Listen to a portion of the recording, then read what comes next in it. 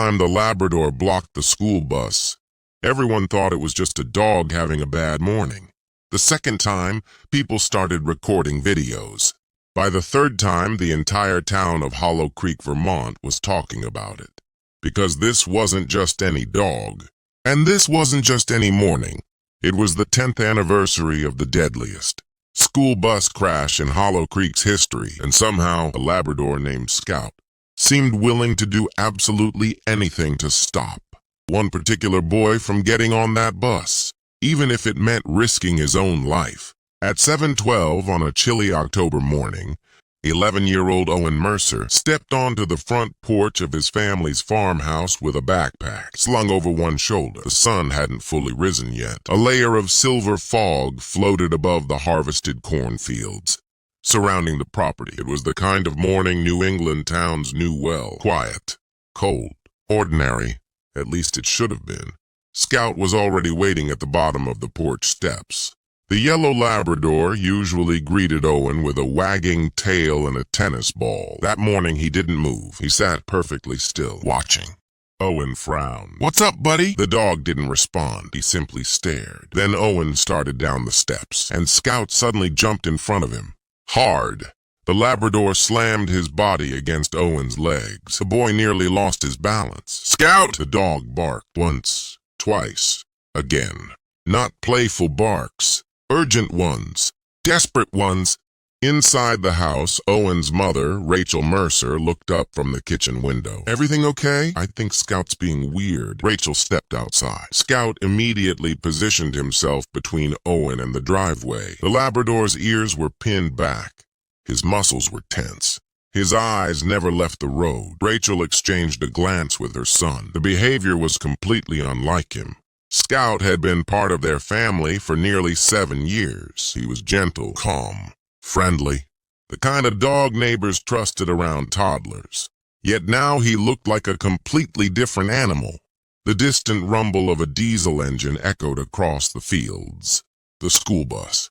Scout's reaction was immediate. He growled, a deep, unsettling sound Rachel had never heard before. Then he planted himself directly in front of Owen. The bus rounded the corner. Scout barked wildly. The driver slowed. Children pressed their faces against the windows. Rachel grabbed Scout's collar. "Enough!" But the Labrador refused to move.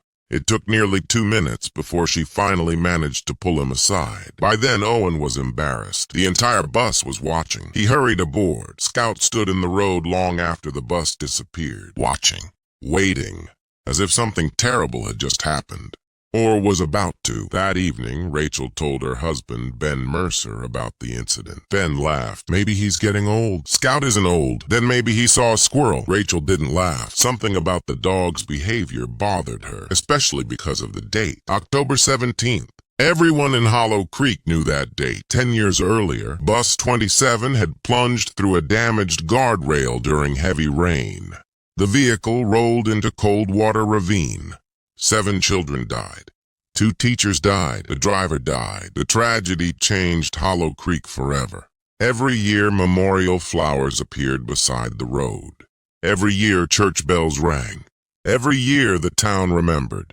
And somehow, Scout had chosen that exact anniversary to start acting strangely. The next morning, things got worse. Much worse. At 7:09, before the bus even appeared, Scout began pacing. At 7:10, he started whining. At 7:11, he blocked Owen from reaching the driveway. At 7:12, he grabbed the boy's jacket sleeve with his teeth, not aggressively, but firmly, as if refusing to let go. Rachel stared in disbelief. "Scout, stop!" The Labrador ignored her. His eyes remained fixed on the road. Then something unexpected happened. The bus appeared, and Scout lost control. He lunged forward, not at Owen, not at Rachel. At the bus itself. The Labrador sprinted directly into the road. The driver slammed on the brakes. Tires screeched. Children screamed. Scout stood in front of the bus, barking furiously. For several terrifying seconds, nobody moved. Then the driver stepped outside. "What on earth is wrong with your dog?" Rachel had no answer. Neither did anyone else. News spread through town before lunchtime. By dinner, half of Hollow Creek had heard about Scout. By the following morning, nearly everyone had. Some people thought the Labrador was sick. Others believed he was reacting to wildlife. A few suggested the anniversary had nothing to do with it. But one person wasn't convinced, Sheriff Daniel Briggs, because late that afternoon he received a phone call. A call that made him drive directly to the Mercer farm. A call connected to the crash from 10 years ago. And a detail that had somehow been overlooked for an entire decade. As Sheriff Briggs pulled into the driveway, he wasn't looking at Rachel, or Ben, or Owen. He was staring at Scout, because the detail involved a dog. And according to an old report hidden deep inside county records, a Labrador had tried to stop Bus 27 on the morning of the crash. The report had been dismissed, forgotten, ignored, until now. And suddenly, 10 years later, another Labrador was trying to stop another bus, on the exact same road, on the exact same date, for reasons nobody could explain. Not yet. Sheriff Daniel Briggs had spent 23 years in law enforcement. He'd seen coincidences that looked like evidence. Evidence that looked like coincidences, and enough rumors to fill every diner booth in Hollow Creek. But as he stood in the Mercer driveway staring at Scout, he couldn't shake the feeling that this was different. The Labrador sat quietly near the porch, calm, alert, watching. The same dog that had nearly thrown himself under a moving school bus that morning now looked perfectly normal. Briggs crouched. Scout approached cautiously. The sheriff scratched behind the dog's ears. Nothing unusual, nothing aggressive, nothing that explained what had happened. Yet the old report sitting in Briggs's truck said otherwise. Back in 2016, 2 witnesses had claimed a Labrador repeatedly chased Bus 27 before its fatal crash. Investigators dismissed the statements. The dog belonged to a local farmer. No connection to the accident was ever established. The witnesses were children. The case moved on. But now another Labrador was displaying eerily similar behavior. And Briggs hated unanswered questions. What exactly happened this morning? He asked Rachel. She explained everything. The barking, the blocking, the lunging toward the bus. The way Scout seemed obsessed with preventing Owen from boarding. Briggs listened carefully. Then he asked a question that caught everyone off guard. Has Owen changed his routine recently? Ben frowned. What do you mean? Different stop? Different pickup time? Different route? Rachel shook her head. No. Briggs nodded slowly. Yet something about that answer bothered him. Because if Scout was reacting to the bus itself, the behavior made little sense. School buses pass through Hollow Creek every day. Why now? Why this specific week? Why Owen?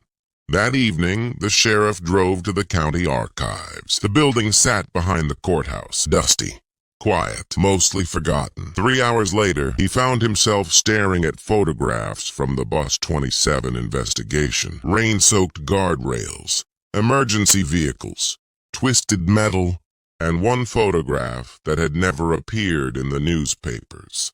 A yellow Labrador standing near the crash site. The image was blurry, but unmistakable. The dog appeared agitated, focused, watching rescuers pull victims from the ravine. Briggs leaned closer. Something about the photograph nagged at him. Then he noticed the timestamp. The picture had been taken nearly 30 minutes before. Emergency responders officially arrived, which raised a troubling question. Who had taken it, and why was a dog already there? Meanwhile, life in Hollow Creek was becoming increasingly uncomfortable for the Mercer family. By Friday morning, videos of Scout blocking the bus had spread across social media. Parents began discussing it during school drop-off. Students whispered about it in hallways. Teachers heard theories ranging from medical issues to supernatural nonsense. Owen hated every second of it. At lunch, several classmates approached him. Your dog thinks the bus is haunted. No, he knows who's gonna die. My mom says animals can predict disasters. Owen rolled his eyes. But privately, he wasn't laughing, because Scout's behavior had become impossible to ignore. The Labrador no longer left Owen's side, not at breakfast, not after school, not even when Owen went outside to play basketball. The dog followed him everywhere, watching, guarding, waiting. And every morning the behavior intensified. Saturday arrived. No school, no bus, yet Scout remained restless. He paced near the front windows, checked the driveway repeatedly, whined whenever Owen stepped outside alone. By evening, even Ben stopped joking about squirrels. Something was wrong. Nobody knew what, but something definitely wasn't right. Then Sunday afternoon brought the first real clue. It happened during the town's annual memorial gathering. Every year, Hollow Creek residents gathered near Coldwater Ravine to honor the victims of Bus 27. Families brought flowers. Pastors offered prayers. Former students shared memories. The event was quiet, respectful, painful, and deeply personal. Owen attended with his parents. Scout came too. At first, everything seemed normal. Then a black pickup truck pulled into the parking area. The moment Scout saw it, he froze. Every muscle in his body tightened, his ears flattened. A low growl emerged from his throat. Rachel immediately noticed. Scout, the Labrador, ignored her. His eyes locked onto the truck. The driver stepped out, a middle-aged man wearing a work jacket. Nothing remarkable, at least not to everyone else. But Scout reacted as though he'd seen a threat. The dog barked repeatedly, straining against his leash. People turned to look. The man glanced toward Scout. For a split second, something flashed across his face. Surprise, then concern, then something harder to identify. Before Rachel could process it, the man walked away into the crowd. Scout continued growling. Sheriff Briggs, who had been speaking with several families nearby, noticed the entire exchange.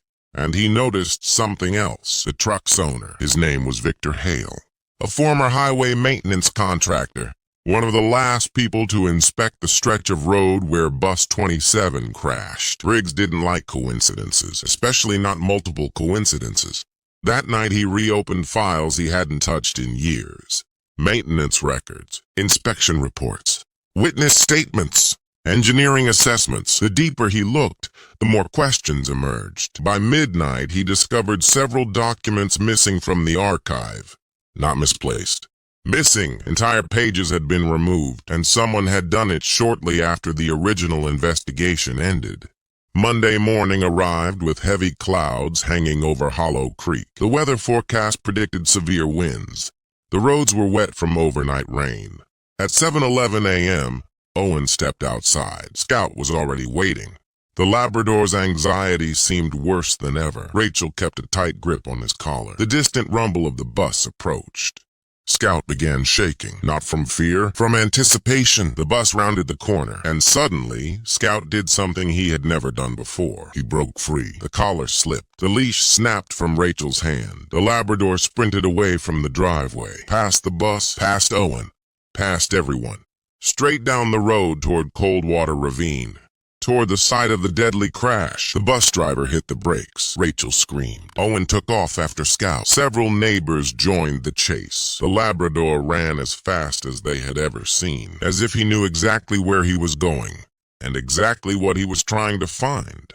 3 minutes later, Scout disappeared into the woods near the ravine. The searchers followed. Branches snapped, leaves scattered.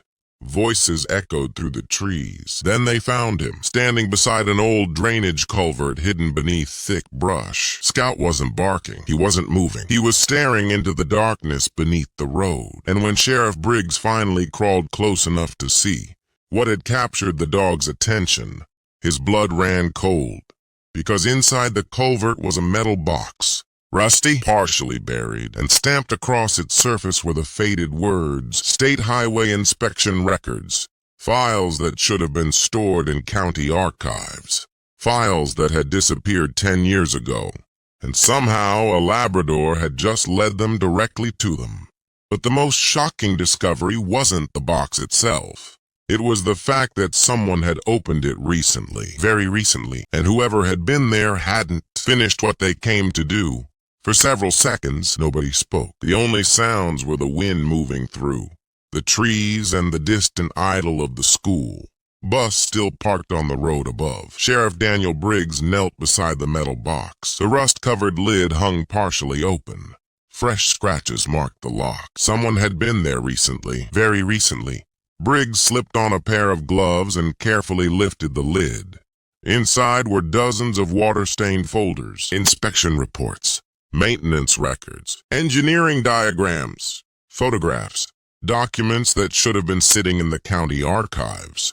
documents that had vanished nearly 10 years earlier. Rachel looked down at Scout. The Labrador remained perfectly still, his eyes fixed on the box, almost as if this was exactly what he'd wanted them to find. Briggs began sorting through the contents. At first glance, nothing seemed unusual. Most of the papers related to routine road maintenance, guardrail inspections, drainage reports, contractor schedules. Then he found something that immediately caught his attention. A report dated 3 weeks before the Bus 27 crash. Across the top, stamped in red ink, were the words, "Urgent Safety Concern." Briggs opened the document. His expression darkened. The report described severe corrosion beneath sections of guardrail along Coldwater Ravine.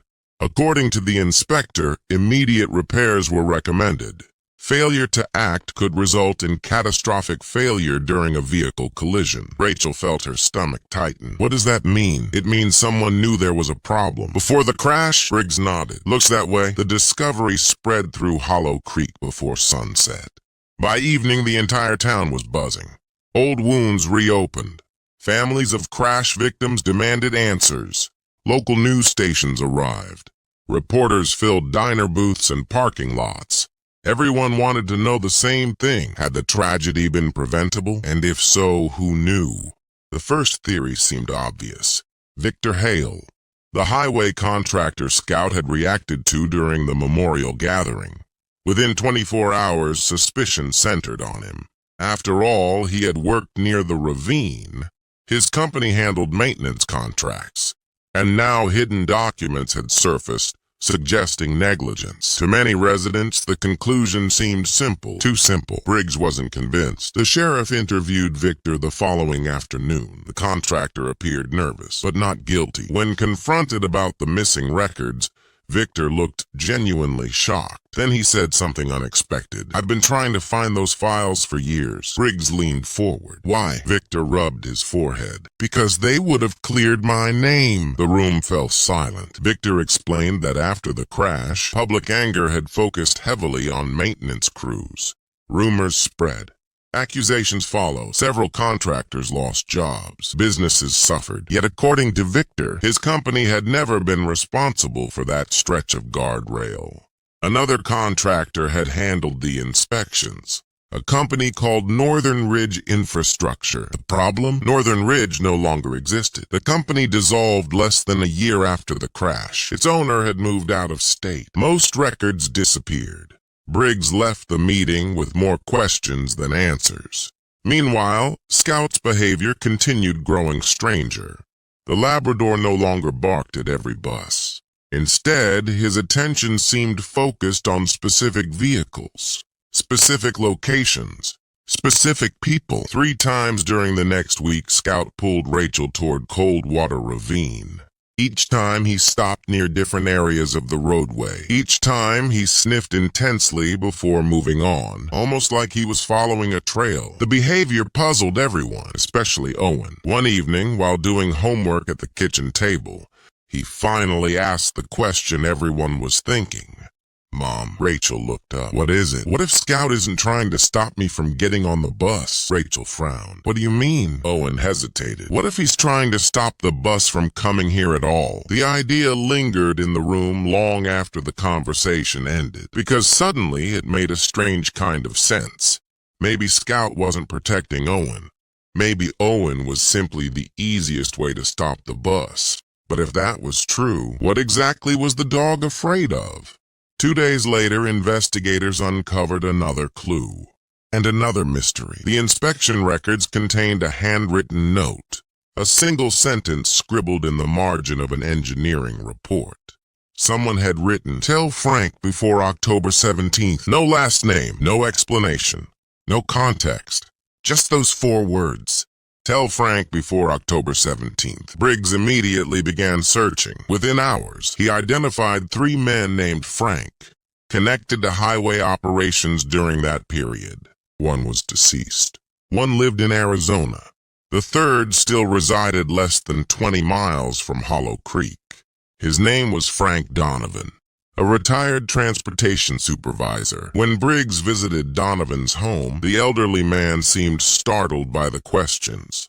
especially after seeing the recovered documents. For several moments, he simply stared at them. Then he sighed heavily, the kind of sigh carried by people who had spent years carrying something painful. "What happened wasn't an accident," Frank quietly said. Briggs froze. "What are you saying?" Frank looked away. "I'm saying mistakes were made." "What kind of mistakes?" But before Frank could answer, his wife entered the room. The conversation ended immediately. The old man refused to say another word, and suddenly Briggs found himself chasing yet another lead. Meanwhile, Hollow Creek was becoming divided. Some residents demanded a formal reinvestigation. Others argued the town should let the past remain buried. Tensions rose, old friendships strained. Families disagreed. And through it all, Scout remained at the center of everything. Then came the discovery that changed the direction of the investigation entirely. It happened when Briggs decided to review original emergency dispatch recordings from the day of the crash. Most investigators had listened to them years earlier. Nothing unusual had been noted. But Briggs wasn't listening for the same things. He was listening for dogs. The audio crackled through old speakers. Rain, sirens, panic, emergency calls. Then something unexpected emerged. A witness describing the scene moments after the crash. Briggs replayed the recording 3 times. Then a 4th. The witness clearly stated, "There's a yellow lab here. He's trying to pull people toward the north side of the road." Briggs sat upright. The north side. Not the ravine, not the crash site. The opposite direction. Why would a dog pull rescuers away from injured victims? Unless the dog had found something else. Something nobody noticed. Something investigators never searched for. The next morning, Briggs organized a small search team. They returned to the area north of the crash site. Dense woods covered the hillside. Few people had entered the area since the original accident. Hours passed without results. Then Scout suddenly took off. The Labrador darted between trees, past fallen logs, across a narrow creek. Owen followed closely behind. "Scout!" The dog didn't stop. He climbed a steep embankment and disappeared behind a cluster of pines. When the searchers finally caught up, they found him digging furiously. Leaves flew everywhere, dirt scattered, and beneath the soil something slowly emerged. Metal. Briggs helped clear the area. A rectangular object appeared, then a second, then a third. Everyone stared, because buried beneath the hillside were old filing cabinets. Not 1, not 2, 6 of them, hidden deep in the woods, protected from view for nearly a decade. The locks had rusted away. Briggs pulled open the nearest drawer. Inside were hundreds of documents. Invoices, contracts, financial records, internal memos. And right on top sat a sealed envelope, addressed to Hollow Creek School District Board, never delivered, never opened, and dated exactly 11 days before the crash. As Briggs carefully tore open the envelope, he expected answers. Instead, he found a letter that created an even bigger mystery, because the author wasn't a contractor, or an engineer, or a government official. The letter had been written by a school bus driver, a man named Walter Pierce, the same driver who died in the crash. And in the final paragraph, written just days before his death, were words that made every person standing there go silent.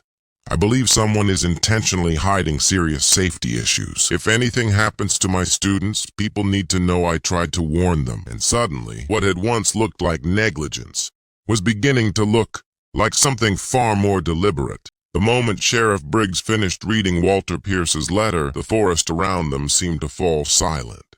Even the wind felt distant, because everything they thought they knew about the Bus 27 tragedy had just changed. For 10 years, Hollow Creek had believed the crash was a terrible accident. A combination of bad weather, poor road conditions, and unimaginable bad luck. Now, for the first time, there was evidence suggesting someone had known about the danger beforehand. And worse, someone may have worked to keep that information hidden. The discovery triggered a formal state review within days. Investigators arrived from Montpelier. Legal teams requested records. Former officials were contacted. Retired employees suddenly found themselves answering questions they thought had disappeared years ago. Meanwhile, news crews descended upon Hollow Creek. National outlets picked up the story. The town became the center of attention. And through it all, Scout remained strangely focused. The Labrador seemed less interested in the recovered documents than everyone else. Instead, he continued returning to the same section of roadway near Coldwater Ravine, again and again, every chance he got. At first, nobody understood why. Then Owen noticed something. The dog wasn't looking at the guardrail. He wasn't looking at the ravine. He was watching traffic, specifically large vehicles. School buses, delivery trucks, maintenance vehicles, anything heavy. The realization unsettled Owen, because whatever Scout was trying to show them apparently wasn't limited to the past. It involved the present, perhaps even the future. 3 days later, investigators opened the contents of the buried filing cabinets. What they found was explosive. Thousands of pages documented years of correspondence between contractors, inspectors, county officials, and transportation administrators. Most were routine, some were concerning, a few were alarming. One file stood out immediately. Inside was a chain of emails discussing repeated structural problems along Coldwater Ravine. The report stretched back almost 2 years before the crash. Multiple warnings had been submitted. Multiple repair recommendations had been made. And repeatedly those recommendations were delayed. Not rejected, delayed. Again, and again, and again. The explanation always cited budget concerns, funding issues, administrative reviews. But one investigator noticed something unusual. The delays continued even after emergency funds became available, which made no sense. Unless somebody wanted the repairs postponed, the question was why.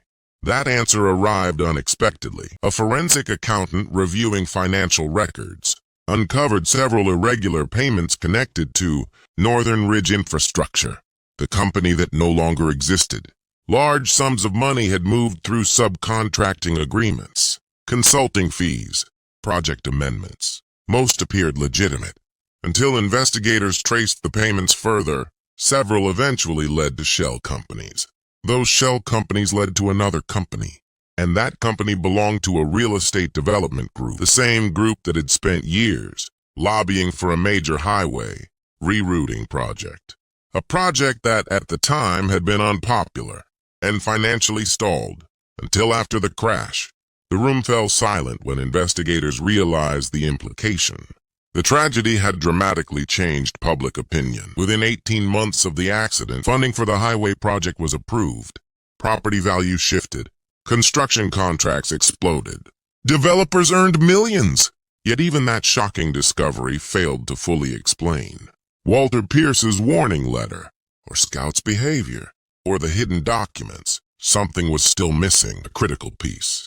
Then another witness came forward. A witness nobody expected, Frank Donovan, the retired transportation supervisor who had refused to speak earlier. This time he asked to meet privately with Sheriff Briggs. The two men sat alone inside the sheriff's office after sunset. Frank looked exhausted, older than he had only a week earlier, as if carrying a decade of guilt had finally caught up with him. For several minutes he said nothing. Then he placed a small notebook on the desk. Briggs recognized it immediately, a field journal, the kind transportation supervisors use during inspections.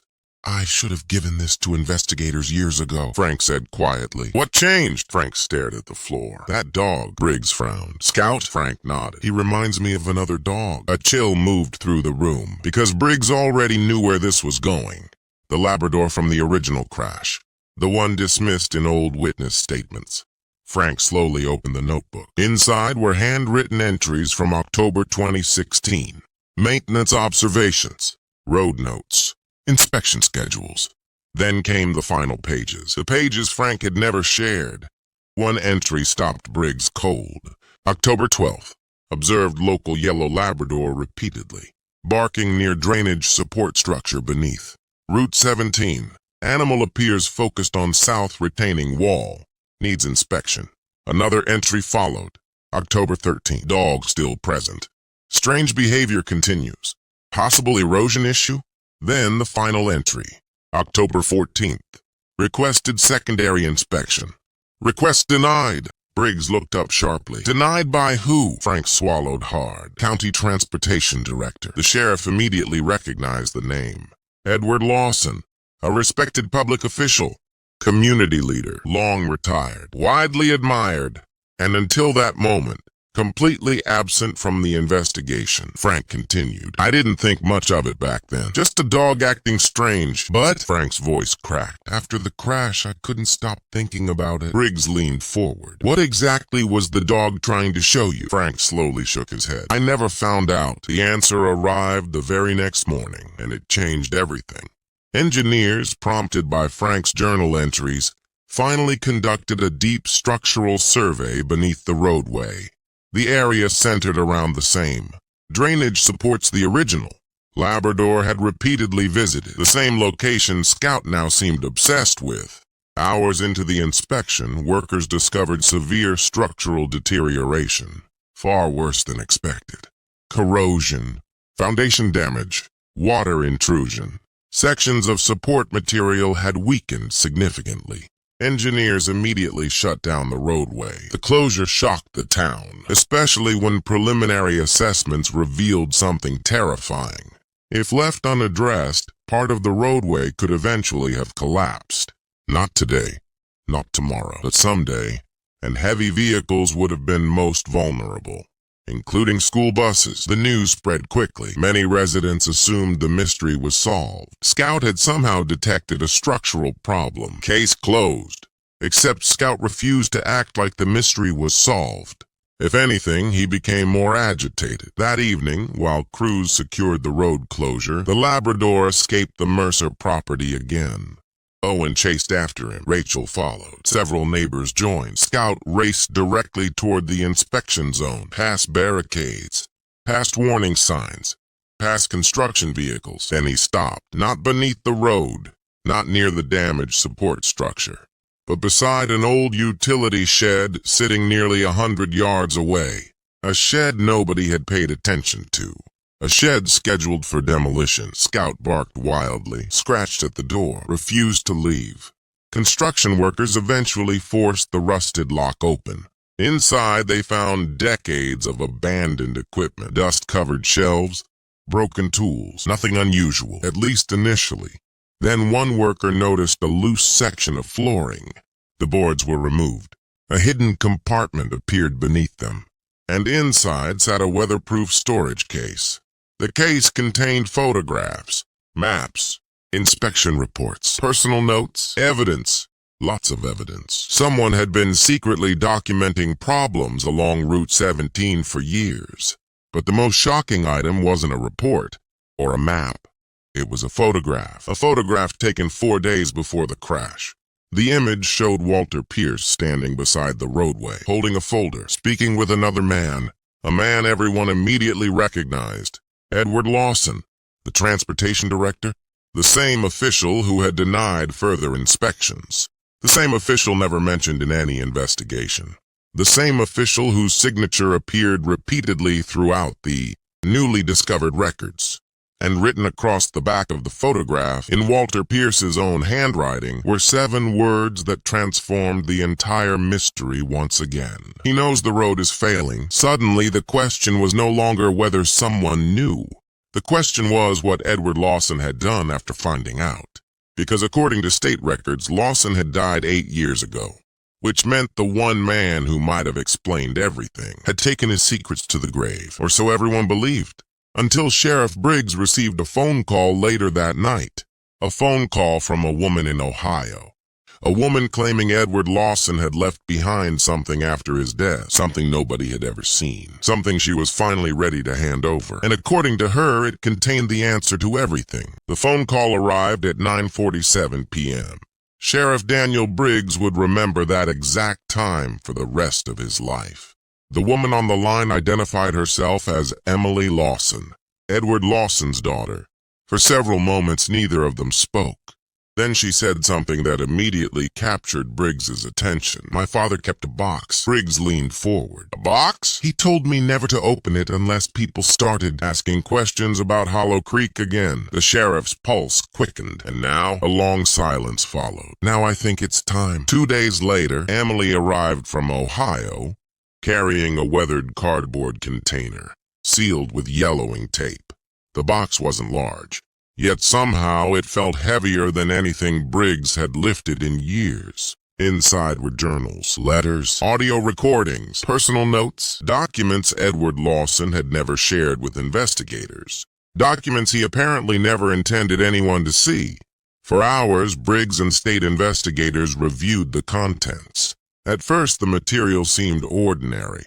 Meeting notes, budget discussions, project reports. Then they found Edward Lawson's private journal, and suddenly everything became clear. Painfully clear. The truth wasn't a murder conspiracy. It wasn't sabotage. It wasn't some elaborate criminal plot. The reality was far more human, and somehow even more tragic. 10 years earlier, engineers had discovered growing structural concerns along Route 17. Not just at one location, several. Most required repairs. Some required immediate attention. Funding shortages forced difficult decisions. Officials prioritized certain projects while postponing others. It wasn't ideal, but it happened in counties all across America. Then came a series of unusually severe storms. The damage accelerated faster than anyone predicted. Warning reports multiplied, concerns increased, pressure mounted. Edward Lawson became trapped between engineers demanding action and county leaders, worried about finances. According to his journal, he genuinely believed temporary measures would keep the roadway safe until repairs could begin. He was wrong, catastrophically wrong. But the most devastating revelation involved Walter Pierce, the bus driver, the man who died trying to protect his students. 3 weeks before the crash, Walter discovered repeated maintenance concerns through informal conversations with workers. He became worried, very worried.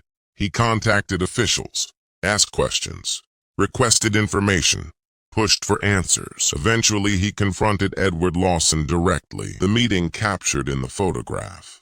Walter wanted the route changed until inspections could be completed. Edward refused, not because he wanted anyone harmed, because he truly believed the roadway remained safe. His journal repeatedly returned to the same phrase. "I thought we had more time." Investigators found those words written 6 separate times. "I thought we had more time." Then came October 17th. Heavy rain, poor visibility, a school bus filled with children, and a weakened section of guardrail that failed when it mattered most. The crash wasn't intentional, but it wasn't unavoidable either. A chain of delays, bad assumptions, administrative failures, ignored warnings, and human error had combined into tragedy. Edward Lawson spent the remainder of his life carrying that burden. His journals revealed years of guilt, years of regret, years of private efforts to collect evidence and preserve records. He had secretly copied documents before retiring. He had hidden materials in case the truth ever needed to surface. Yet shame prevented him from coming forward publicly. Instead, he left everything behind, waiting, hoping someone else would eventually uncover it. And somehow, against all odds, that someone turned out to be a Labrador. The state review concluded 6 weeks later.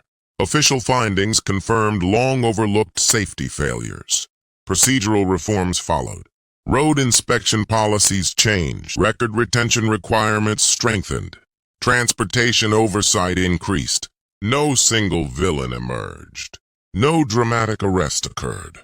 The truth proved more complicated than that. Sometimes disasters aren't caused by monsters. Sometimes they're caused by ordinary people making flawed decisions. People who convince themselves problems can wait one more day, one more week, one more month, until suddenly they can't. For many families in Hollow Creek, the findings brought painful closure, not perfect closure. Nothing could erase what happened, but answers mattered, truth mattered, and after 10 years, they finally had both. Yet one mystery remained, the mystery everyone still talked about, Scout. Because even after the investigation ended, nobody fully understood how he had led them to the evidence, or why he became obsessed with stopping Owen from boarding the bus. The explanation arrived unexpectedly one cold November afternoon. It came from Dr. Melissa Hart, a veterinary behavior specialist from Burlington. She had followed the story closely and eventually visited Hollow Creek. After observing Scout and reviewing the timeline, she offered a theory. Not a supernatural theory, not magic, not anything impossible, just canine behavior and memory. Her explanation began with a simple question. What was happening beneath that roadway before the closure? Engineers already knew the answer. Progressive structural deterioration, shifting materials, water intrusion, subtle vibrations, changes invisible to humans, but potentially detectable to animals, especially dogs. Scout had spent years walking the area with Owen and the family, years becoming familiar with sounds, scents, and environmental patterns. According to Dr. Hart, it's possible the Labrador detected changes long before people noticed them. New vibrations, unusual stress noises, underground movement, things humans overlooked. The theory explained why Scout repeatedly focused on the road, why he reacted strongly to heavy vehicles, why he appeared anxious around buses. The heavier the vehicle, the greater the vibration. The greater the vibration, the stronger the warning signs. But there was still another piece. The hidden records, the locations, the clues. How could a dog lead investigators to evidence? Dr. Hart smiled when asked. He didn't. Everyone stared. She continued. Scout wasn't leading anyone to documents. He was repeatedly drawing attention to places connected to the structural problems. The realization stunned the town. The culvert, the drainage systems, the roadway supports, the utility shed area. Every location Scout highlighted shared one thing in common: infrastructure concerns. Humans discovered evidence because they finally started looking where the dog was focused. Not because Scout understood paperwork, because Scout understood his environment better than they did. And suddenly the mystery became even more remarkable. The Labrador hadn't solved the case. He had forced people to ask questions.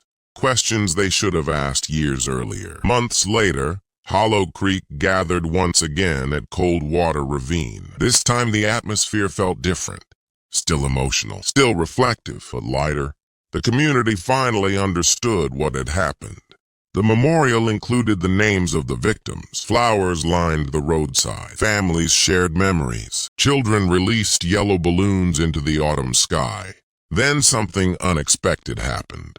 Sheriff Briggs stepped forward carrying a small wooden plaque. The crowd grew quiet. Briggs looked toward Scout. The Labrador, now famous throughout Vermont, sat beside Owen, tail wagging, completely unaware of the attention. Briggs smiled. You won't find this in any official report. Soft laughter rippled through the crowd. But sometimes one stubborn dog can remind an entire town to keep searching for the truth. The sheriff placed the plaque beside the memorial. Engraved across the front were simple words. For Scout, who refused to look away. Many people cried. Rachel cried. Ben cried. Even Sheriff Briggs struggled to finish speaking. Owen wrapped his arms around Scout's neck. The Labrador happily licked his face, completely unconcerned with ceremonies, completely unconcerned with recognition, just happy to be with his boy. As the sun began setting behind the hills, the crowd slowly dispersed. Families returned home. Children climbed into cars. The memorial grew quiet. Owen remained a few moments longer. He sat beside Scout overlooking the ravine, watching golden light spread across the valley. The same valley that had carried so much sorrow. And now, finally, some peace. Good job, buddy, Owen whispered. Scout rested his head on the boy's knee. For a moment, neither moved. Then together, they stood and started walking home, leaving behind a town forever changed. A town that learned truth sometimes waits in forgotten places. That warnings matter. That small signs shouldn't be ignored. And that loyalty can come from the most unexpected source. Long after the headlines faded and cameras disappeared, Hollow Creek remembered one lesson above all others. Not because a Labrador solved a mystery, but because he refused to stop caring when everyone else had stopped paying attention. And in doing so, he helped an entire community find the answers it had been searching for all along.